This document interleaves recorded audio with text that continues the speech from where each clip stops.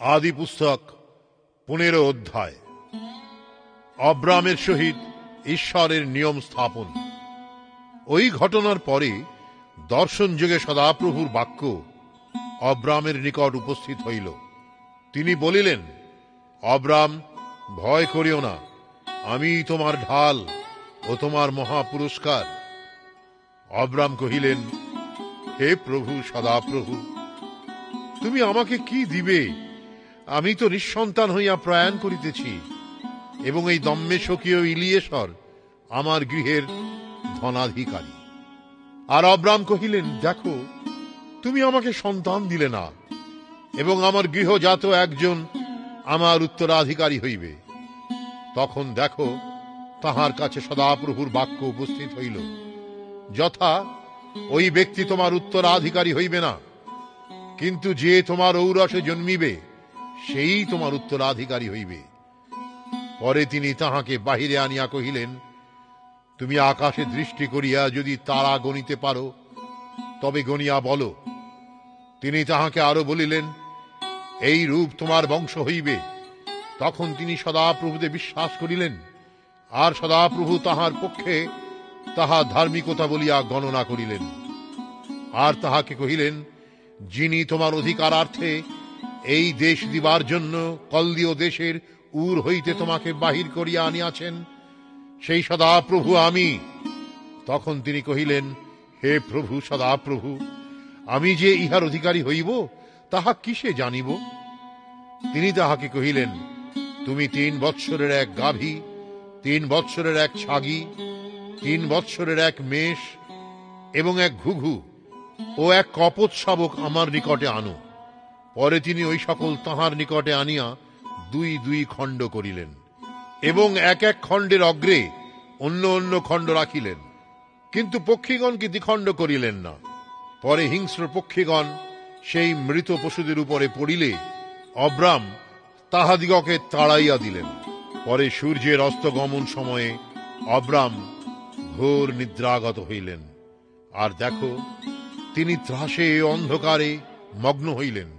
তখন তিনি অব্রামকে কহিলেন, নিশ্চয় জানিও, তোমার সন্তানগণ পরদেশে প্রবাসী থাকিবে, এবং বিদেশী লোকদের দাস্যকর্ম করিবে, ও লোকে তাহাদিগকে দুঃখ দিবে 400 বৎসর পর্যন্ত। আবার তাহারা যে জাতির দাস হইবে, আমি তাহার বিচার করিব। তৎপরে তাহারা যথেষ্ট সম্পত্তি লইয়া বাহির হইবে, আর তুমি শান্তিতে আপন পূর্বপুরুষদের নিকটে যাইবে, ও শুভ বৃদ্ধাবস্থায় কবর প্রাপ্ত হইবে। আর তোমার বংশের 4র্থ পুরুষ এই দেশে ফিরিয়া আসিবে, কেননা ইমরীয়দের অপরাধ এখনো সম্পূর্ণ হয় নাই। পরে সূর্য অস্তগত ও অন্ধকার হইলে দেখো, ধূমযুক্ত চুলা ও অগ্নিময় উল্কা ওই 2 খণ্ডশ্রেণীর মধ্য দিয়া চলিয়া গেল।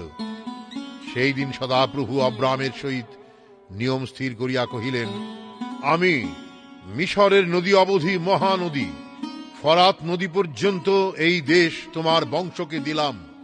কেনীয়, কনিশীয়, কদমনীয়, হিত্তীয়, পরিশীয়, রফাইয়, ইমোরীয়, কনানীয়, গির্গাসীয় ও জীবসীয় লোকদের দেশ দিলাম।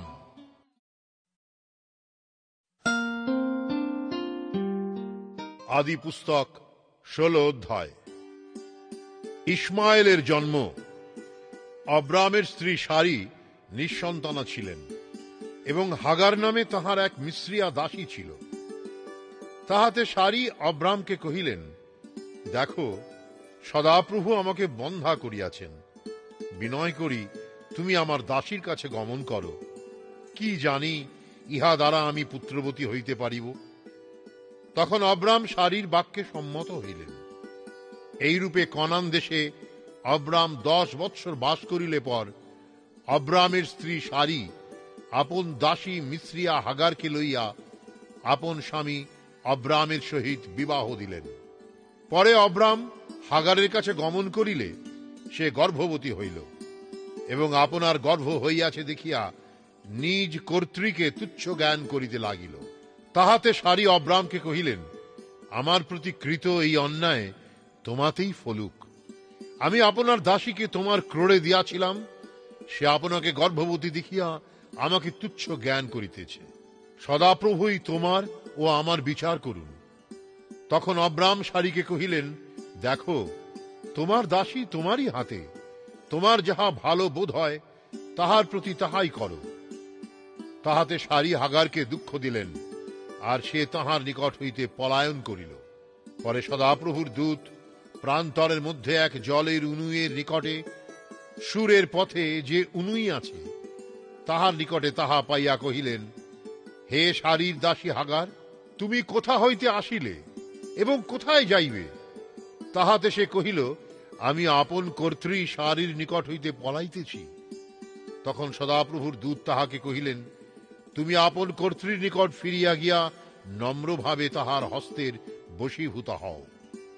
সদাপ্রভুর দূত তাহাকে আরো বলিলেন, আমি তোমার বংশের এমন বৃদ্ধি করিব যে বাহুল্য প্রযুক্ত অগণ্য হইবে।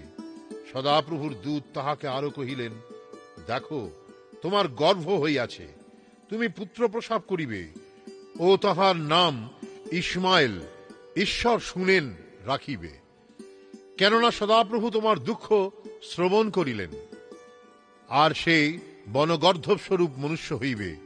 তাহার হস্ত সকলের বিরুদ্ধ ও সকলের হস্ত তাহার বিরুদ্ধ হইবে। সে তাহার সকল ভ্রাতার সম্মুখে বসতি করিবে। পরে হাগার, যিনি তাহার সহিত কথা কহিলেন, সেই সদাপ্রভুর এই নাম রাখিল, তুমি দর্শনকারী ঈশ্বর। কেননা সে কহিল, যিনি আমাকে দর্শন করেন, আমি কি এই স্থানেই তাহার অনুদর্শন করিয়াছি?